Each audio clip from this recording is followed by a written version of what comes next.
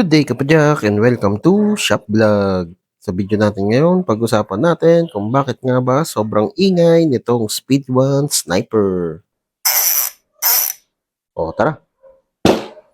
Kung bago ka lang sa channel ko, huwag kalimutan mag-subscribe at i-click yung bell icon para notified ka sa mga future videos ko. Like na rin. Alright, sa mechanical guys, meron tayong tinatawag na mechanical vibration. Lahat ng mechanical na gumagalaw, nagpo-produce siya ng vibration at yun yung nagiging tunog niya. Depende yun sa material at yung iba't ibang frequency ng bawat piyesa ng mechanical object na yun. Doon papasok yung harmonics. So sa hub natin, meron tayong harmonics. So actually na-explain ko na yan dito sa 6 poles. So check nyo na lang tong video na to. Kapag pumitik na yung pulse, yung tunog nun magbabibrate dito sa rayos. Yan, papunta dito sa may rim. Dahil yun sa vibration ng pitik ng mga pulse sa magkaibang klase ng material. Ngayon, dito sa hub, may iba't ibang klase ng vibration. May vibration dito sa hub body, vibration dito mismo sa may star ratchet o dito sa may pulse, at yung vibration din nitong hub. So, lahat yan, iba-iba yung frequency ng vibration. Kaya itong hub natin, nagproproduce ng harmonics. Depende yan kung anong material ng hub, depende din kung ilang ngipin ng pulse. Pero, bakit nga ba sobrang ingay nitong sniper? So, dahil yun dun sa uri ng ratchet niya. So, sa ratchet type hubs, meron tayong tatlong klase. Yung single spring, yung katulad nitong sa Speed 1, isang spring lang. Isang star ratchet lang yung gumagalaw. Yung isa, naka-fix sa hub. Meron din tayong tinatawag na dual spring. Dalawang spring magkabilaan, isa sa pre-hub at isa mismo sa hub. At meron din yung magnetic. Yung wala siyang spring, magnet lang. Yung mismong star ratchet, yung magnet.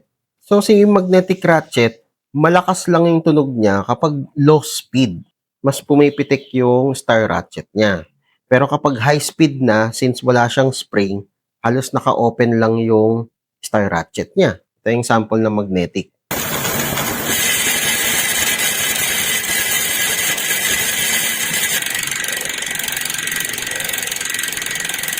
Yan. So, sa dual spring, hindi rin siya gaanong maingay. Para ka lang naka 6 poles o 6 poles treated. Kasi ina-absorb ng spring yung vibration eh.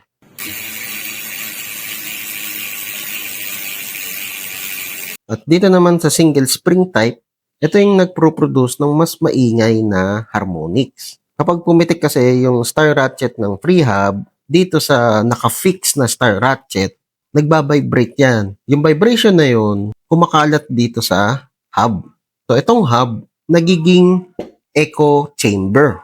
Kaya meron din siyang kakaibang tunog. May parang ganun siyang tunog eh. Para siyang may echo talaga. Parang ganito. Parang ganyan kapag. Saka meron din ako napansin sa hub ni Speed 1 o nitong ni Sniper. Sa palagay ko, medyo manipis yung pagkaka-machine sa kanya. Siyempre, para yun dun sa pagiging lightweight. Kung tetestingin natin to, try natin pukpukin.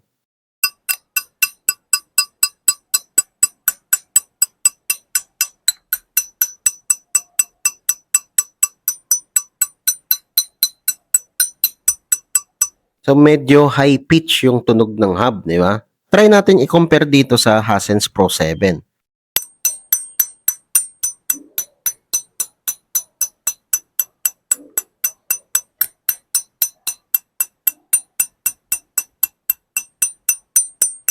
So, mapapansin natin na itong Hasense Pro 7, yung hub niya, tumitigil agad yung tunog. Kaya nagiging low pitch. Kaya yun ang sagot natin doon kung bakit maingay masyado si Sniper.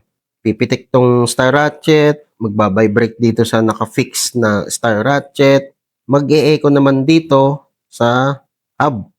Kaya ang tunog,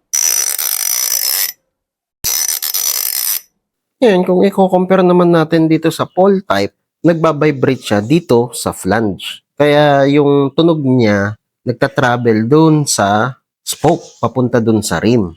So, kung gusto mong maging maingay yung pole type mo, humanap ka ng magandang quality na spoke. Tapos, kung malapad yung rim mo, mas matunog siya. Or kung naka-deep rim ka, mas matunog din siya dahil mas hollow ang deep rim. Mas madaming section na walang laman. Pero iba pa rin yung pinoproduce niyang harmonics kaysa dito kay Sniper o yung single spring na ratchet type. Kasi ito, dedepende pa sa rim, dedepende pa sa spoke. Ito naman, as is na to, isang buong system na nag-e-echo. Yun guys, ang observation ko kung bakit sobrang ingay nitong Speed 1 Sniper. So, kung nakatulong itong video na to, leave a like. O kung may katanungan ka pa, kung may gusto ka pang idagdag, comment down below lang. Tandaan nyo huwag na kayo mag-edit ng Sniper. Malakas na yan. Huwag nyo nang i-edit, huwag nyo nalagyan ng power spring para hindi rin masira. Saka malapit na mag 2026. Edit pa rin. Hindi pa ba kayo nag-move on sa pagkaka-edit? Hey! Okay, so yun lang. Ayos! Whee! O kapadyak, kung na-enjoy mo itong mga video ko, leave a like at i-share mo na rin sa mga tropa pips mo. Makakatulong ito sa channel. Kung gusto mo pa manood ng ibang video, ito, meron pa tayo. Hindi tayo nauubusan. Ayan, katulad nito, saka ito. Oh, load ka na.